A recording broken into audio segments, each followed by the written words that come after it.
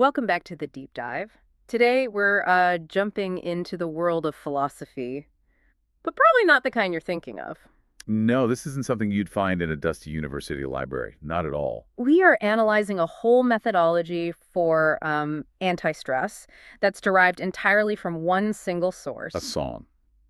Donnie Doom's wonderfully weird, but actually, I think, deeply compelling track, Sand and Sand. It is, isn't it? So our mission here for you is to really break down the core ideas of this Donnie Doom philosophy on life balance. Yeah, and to see how it stacks up against, traditional self-help, we're going to decode what on earth it means to be putting sand in sand. I love this because it immediately throws complexity out the window. We're treating these really witty kind of escapist lyrics as a serious guide. A guide that suggests the key to a stress-free life isn't about adding more work or more discipline. It's about aggressively subtracting it. This whole deep dive should give you a really quick but complete understanding of this pretty unique take on detachment.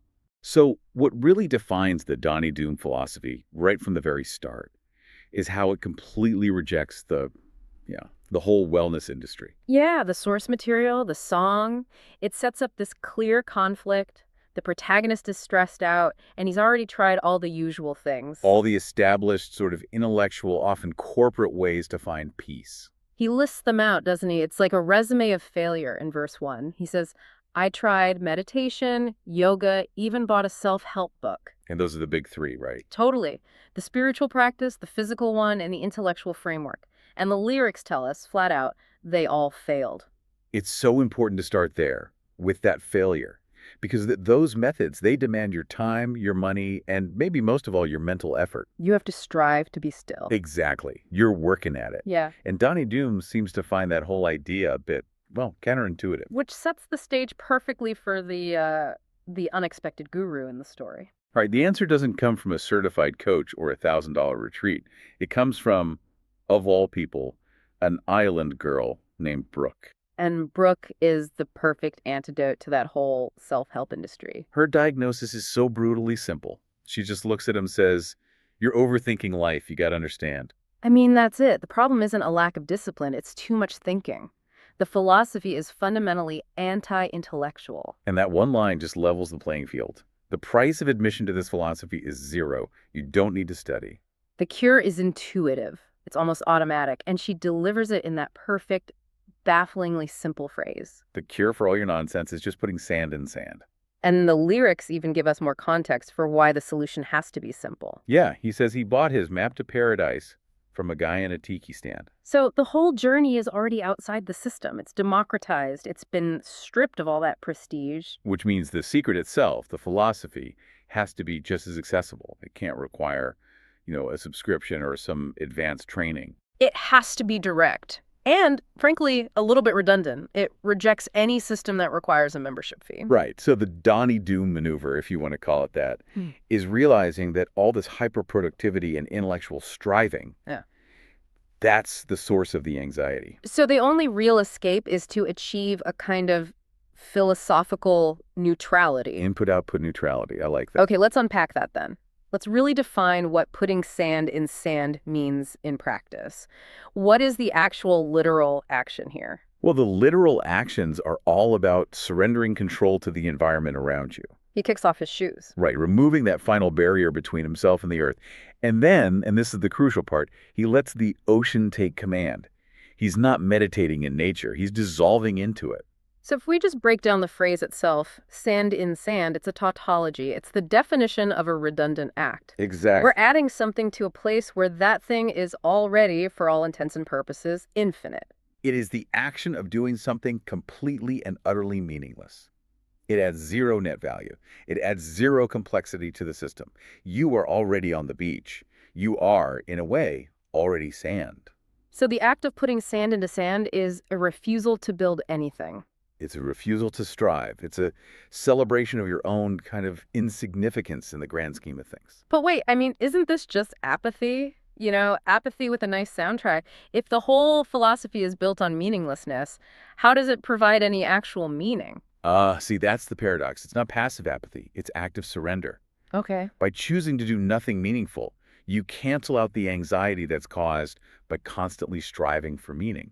The meaning is found by negating all that meaningless effort. You merge with the environment, and, well, the environment doesn't have a deadline. It certainly doesn't. And the lyrics give us a really clear, quantifiable result for this shift. It wasn't just some vague feeling of peace. Right. The problems that drove him there, the things that felt so huge and urgent. They shrank smaller than a rubber band. And that's such a brilliant analogy. It gives you a clear before and after. For sure. When you're stressed, problems feel like these solid, heavy things.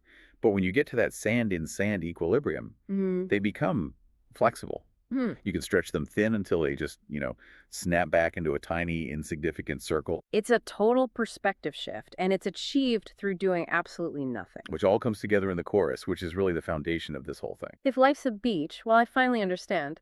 You only find your peace when you put your sand in sand. And the implication there is, I think, really profound. If life is a beach, messy, huge, subject to tides, then peace isn't found by building sandcastles. That requires effort, planning. And it's temporary. Right. The tide's just going to wash it away. Exactly. Peace is found by realizing you're already part of that endless landscape. Your tiny contribution is completely superfluous, and that is a massive, massive relief. So now we get to the practical application.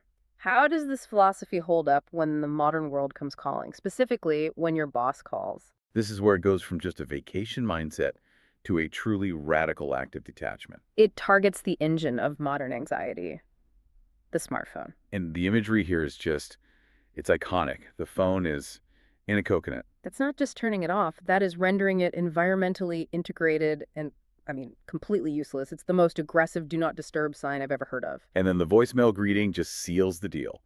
If it's urgent, well, good luck. The ultimate anti-out-of-office reply. It's a complete abandonment of the social contract that says you have to be reachable at all times.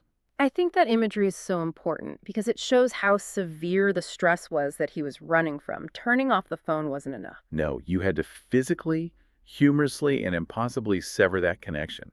The coconut phone tells us he was having a crisis of availability. And right after that act, he has this core realization. The modern world tells us that if we're not available, if we don't answer that email, something will just collapse. But he learns that the world won't end if I don't give a damn. And that feeling of freedom is immediately backed up by nature itself, long as the waves keep crashing. The rhythm of the tides proves that his participation in the daily grind is, well, not necessary for the planet to keep spinning. His own importance just shrinks when you measure it against the scale of the sea.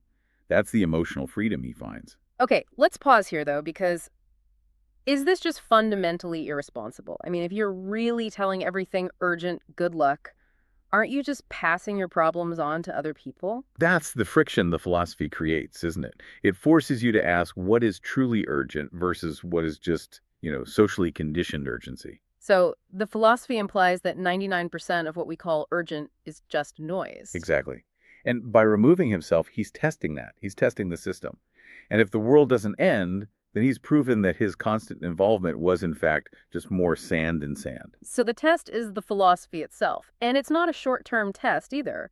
The bridge of the song shows this is a sustained commitment. He says it so clearly, today's not that day, and tomorrow's postponed. This isn't just a 2-week vacation. This is an existential shift. It's a permanent change in priorities where coming back home is always less important than the equilibrium he's found right now. And that ultimate state he reaches is so wonderfully passive. Half asleep, half afloat, all in on sand in sand. He's completely surrendered. Proving the cure isn't just a mental state, it's a physical one. It's pure being.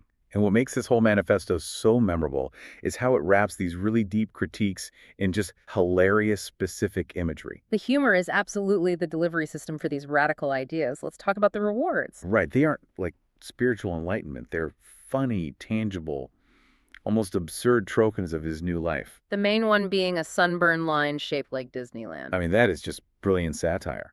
He escapes the commercial man-made paradise of our culture, only to have its symbol literally burned onto his skin. It's a badge of honor for his refusal to even worry about sunscreen. A scar from his old life. And then there are the tools of the trade. The margarita he drinks isn't just strong. It's so strong it made the seagulls harmonize. Which is just a perfect piece of hyperbole. The bliss is so powerful, it's affecting the local wildlife. The whole environment is in on it. And this state of being, this life is so chill, so against the grind, that he gives it the highest possible status. It ought to be contraband. Which is the goal, Yep. right?